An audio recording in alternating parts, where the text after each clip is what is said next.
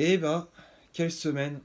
On a vécu une semaine assez chaotique hein, entre les supporters du PSG qui ont manifesté devant la Factory, hein, les membres du collectif Ultra Paris, les parisiens, certains supporters parisiens qui ont manifesté devant le domicile de Neymar, l'affaire Messi, la direction qui a interdit de déplacement les membres du collectif Ultra Paris à cause des manifestations, et le match contre Troyes. Donc c'était chaud, mais elle se termine plutôt bien, on va dire, si on peut dire ça comme ça, avec cette victoire. 3-1.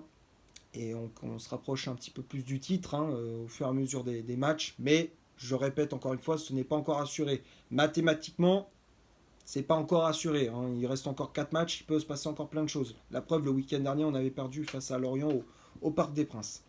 Bref, on va parler du match après le générique.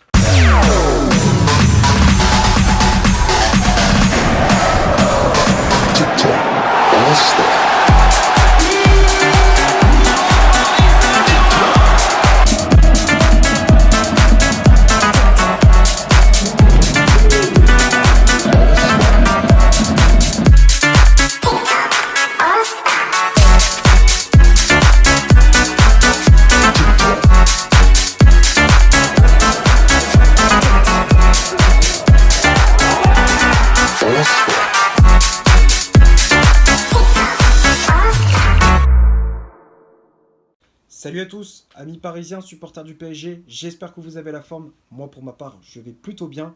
Aujourd'hui, on se retrouve pour le débrief du match Estac de 3 Paris Saint-Germain. C'était une rencontre qui comptait pour la 34e journée de Ligue 1 Uber Eats. Victoire des Parisiens 3-1 au stade de l'Aube. Kylian Mbappé avait ouvert le score à la 8e minute de jeu. À la 59e, Vitinha fait le break. 83e, Chavalérin réduit le score pour les Troyens. Et à la 86e, Fabien Ruiz assure la victoire du club de la capitale. Et avec ce résultat, les hommes de Christophe Galtier sont toujours premiers avec 78 points. 25 victoires, 3 matchs nuls et 6 défaites. On compte 6 points d'avance sur le RC Lens, deuxième. Et on compte 8 points d'avance sur l'Olympique de Marseille, troisième. Alors, pour débriefer ces 90 minutes, pour parler du contenu de cette partie, la première période a été globalement dominée par les hommes de Christophe Galtier. On a vu une équipe parisienne qui, dès l'entame de match, a mis du pressing. Vous voyez les Parisiens très haut sur la pelouse pour gêner les Troyens dans la relance, dans la construction de jeu. On a eu des occasions, que ce soit avec Fabien Ruiz, Vitinha, Ekitike ou encore Mbappé. Alors on cadrait nos tirs, hein, mais ça manquait par moments de précision dans la finition.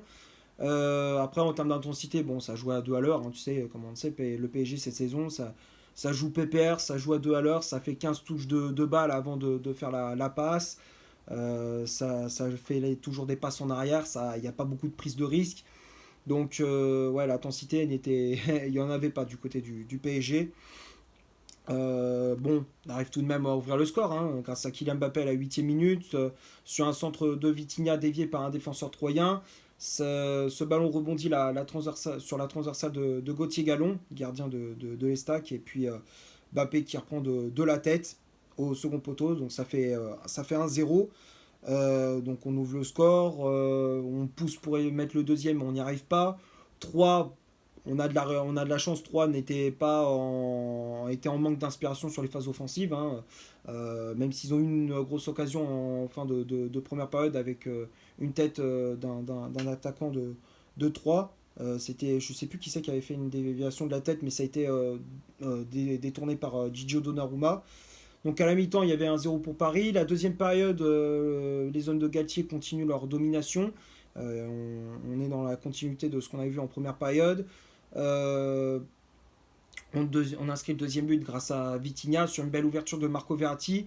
Le Portugais qui, dans un premier temps, reprend ce ballon de la tête, c'est repoussé par Gallon. Et sur la part du gardien troyen, le ballon rebondit involontairement sur la jambe de Vitinha. Et donc, ça fait but hein, tout de même.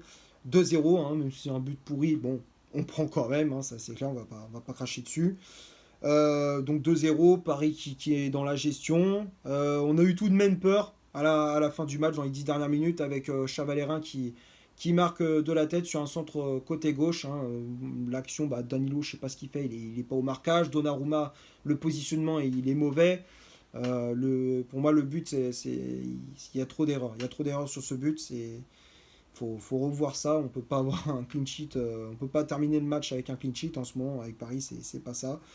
Donc 2 buts à 1, mais on arrive tout de même à se rassurer. Hein. On arrive à inscrire un troisième but grâce à Fabien Ruiz à la 86e sur un centre de Renato Sanchez côté gauche. C'est dévié par Mbappé. C'est repoussé par Gallon. Et puis Fabien Ruiz à l'entrée de la surface déclenche avec une frappe un peu enroulée. Poteau rentrant, 3 buts à 1. Donc on assure les 3 points. Prochain match, je crois que c'est Ajaccio au Parc des Princes. Il faudra également faire la même chose. Ce qu'on a produit contre Troyes, il faudra le refaire contre Ajaccio lors du prochain match au Parc des Princes.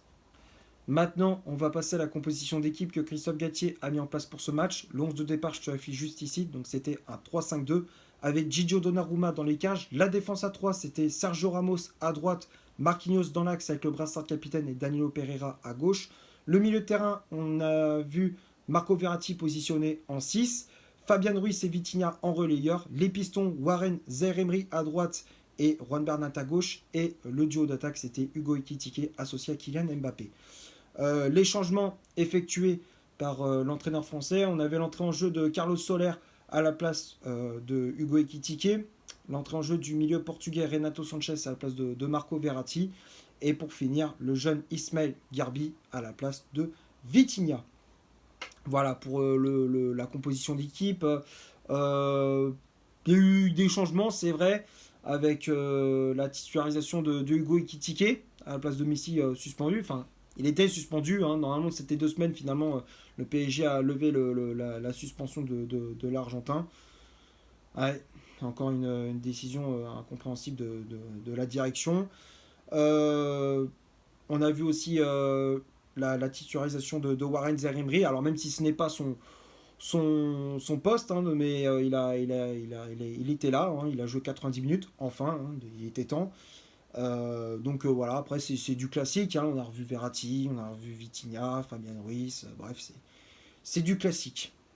On va parler des statistiques de cette rencontre. On va commencer par les stacks de 3.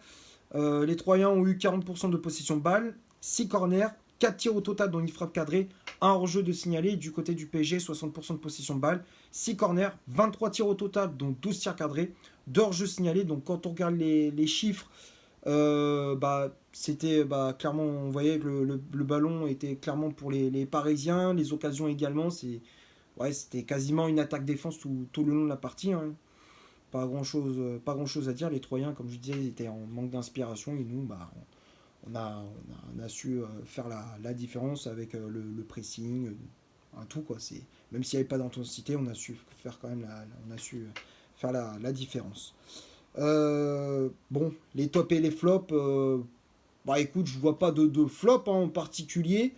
Moi, je trouve que toute l'équipe a été bonne. Hein. Donnarumma a fait un match assez correct. Hein. Malgré ce but encaissé en fin de match, il a été plutôt bon. Hein. Il a été décisif au moment où il fallait. Donc, bon match du portier espagnol, portier italien, pardon. Ramos, plutôt bon aussi. Il a été assez serein derrière. Les interventions propres, les relances au pied aussi. Bon match du défenseur espagnol. Marquinhos, bon match. Danilo aussi, il a été bon. Verratti, il n'a pas été étincelant, mais on va dire que c'est sa meilleure performance par rapport à ce qu'il avait fait ces dernières semaines. On va dire que c'est son meilleur match. Alors, comme je te dis, il n'a pas été étincelant, mais voilà, faut dire quand même qu'il a pas été mauvais. Il a été passeur décisif sur le but de Vitinha. Voilà, c'est quand même à le souligner. Donc, Verratti, je mets dans les tops. Vitinha, Fabian Ruiz, ils ont été bons. Surtout Fabian Ruiz, j'ai bien aimé son match. Hein. Il a été décisif, il a été buteur. N'hésitait pas à se projeter vers l'avant, à se créer des occasions, à tirer de loin. Très bon match de l'ancien joueur du Napoli. Les pistons Zaïre Emery et puis Bernat, j'ai préféré l'appréciation de Warren Zaïre-Emery. J'ai vraiment trouvé serein sur ce poste de piston droit. Pourtant, il n'a pas l'habitude de jouer. Enfin, on l'a déjà vu, mais c'est surtout des bouts de match, quoi. C'est pas sur 90 minutes, quoi. Et je trouve qu'il a assuré. Il a assuré le jeune Parisien. Il a porté de la vitesse, de la percussion. Techniquement, c'était propre. Ouais, il a bien géré. Il a bien occupé son poste de piston droit à la place d'Hakimi suspendu et de Moukile blessé. Voilà, donc bon match de Zaïre Emery. Et le duo d'attaque Ekitike Mbappé, c'est vrai que Hugo Ekitike, on l'a énormément critiqué. Mais c'est vrai, il faut reconnaître qu'il a été bon. Il a été bon, on lui a donné sa chance. Il a été plutôt bon, même s'il a manqué de précision dans la finition. J'ai trouvé intéressant. J'ai trouvé intéressant. Ouais, il a été bon. Il a apporté de la vitesse. Il a essayé de faire de bonnes choses. Il a essayé d'apporter quelque chose. Le jeune attaquant parisien. Mbappé buteur, comme d'habitude. Hein, ça change pas. Et les remplaçants, Solaire, Sanchez et Garbi. Bon, Solaire, on l'a pas trop vu. Bon. À la limite, ce serait peut-être le seul flop comment dire, de l'équipe, hein, Carlos Soler. Et Sanchez et Garbi, Renato Sanchez, j'ai trouvé qu'il a fait une bonne entrée en jeu. Et puis Ismaël Garbi, même si on l'a pas trop vu, bon, voilà.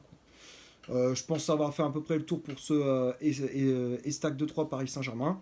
J'espère que le débrief vous aura plu. Si c'est le cas, vous laissez un énorme like. Tu t'abonnes. Tu n'hésites pas à me dire dans les commentaires en dessous de la vidéo ce que tu as pensé du match et de mon débrief. D'ici là, portez-vous bien. On se retrouve pour une prochaine vidéo. Ciao.